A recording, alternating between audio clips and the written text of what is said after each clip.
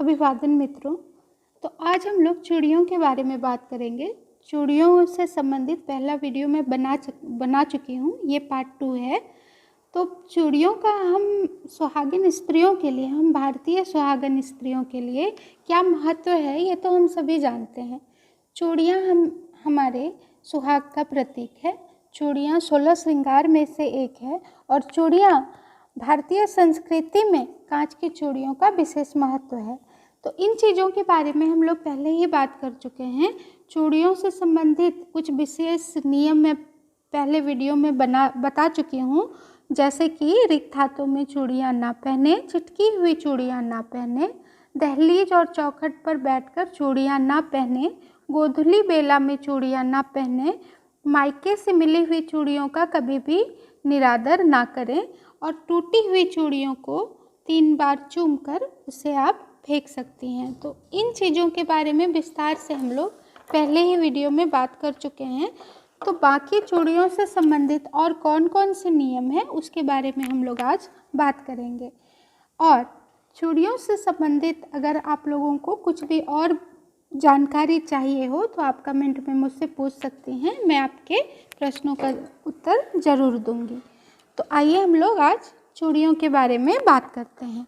तो सबसे पहली बात तो ये है कि शनिवार और मंगलवार इस दिन को आप नई चूड़ियाँ ना खरीदें और ना ही उस दिन आप नई चूड़ियाँ पहनें।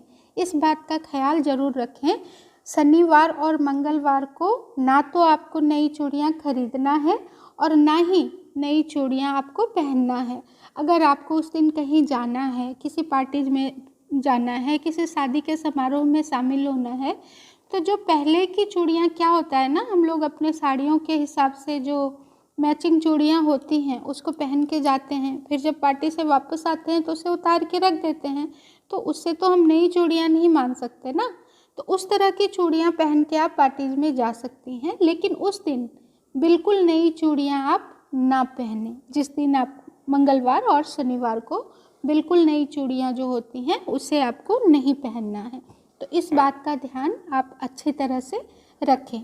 चूड़ियों को पहनने से पहले अगर आप उसे गौरी माता को चढ़ाकर पहनती हैं तो उसका असर आपके जीवन पे दुगना हो जाता है, या हम कह सकते हैं 100 गुना बढ़ जाता है, क्योंकि तब वो सिर्फ चूड़ी नहीं होती, तब वो प्रसाद बन जाती है, माँ भगवती का प्रसाद, जो कि आपको सदा सुहागन होने का, सदा आपके सौभाग्य को अखंड रखने का आपको साथ साथ आशीर्वाद भी प्राप्त होता रहता है।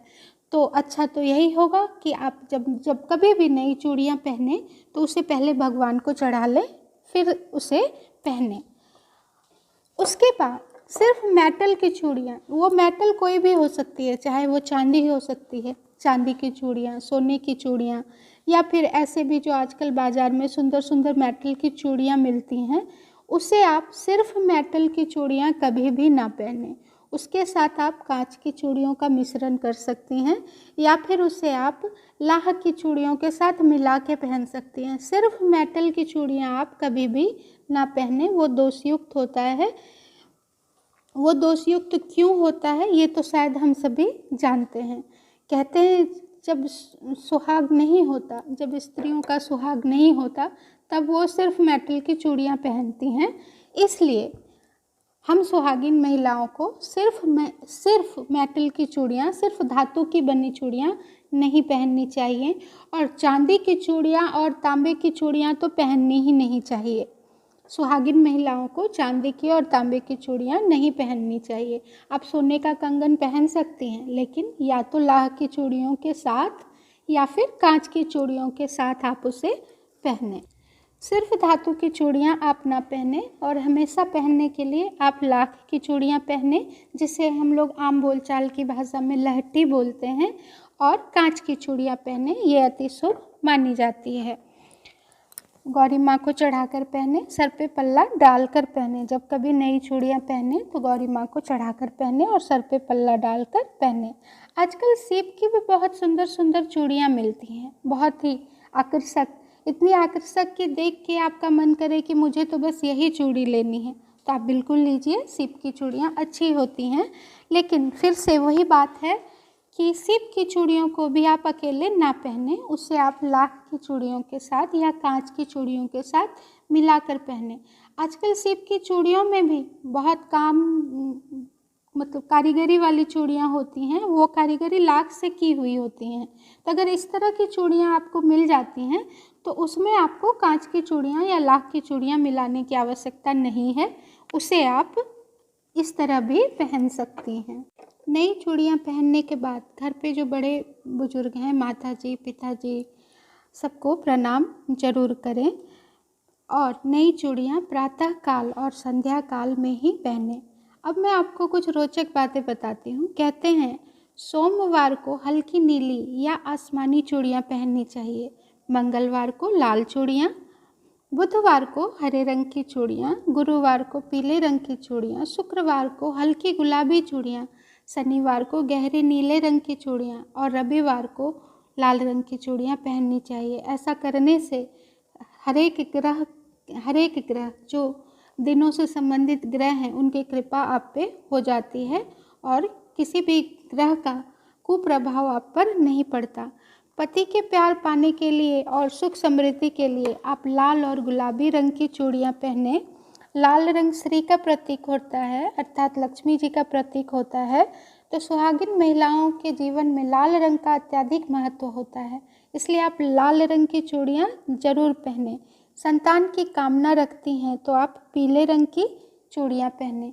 पहनी हुई चूड़ियाँ आप कभी किसी को ना दें। कई बार ऐसा होता है कि पहनी हुई चूड़ियाँ खराब नहीं हुई होती तो हम उसे उतार के रख देते हैं।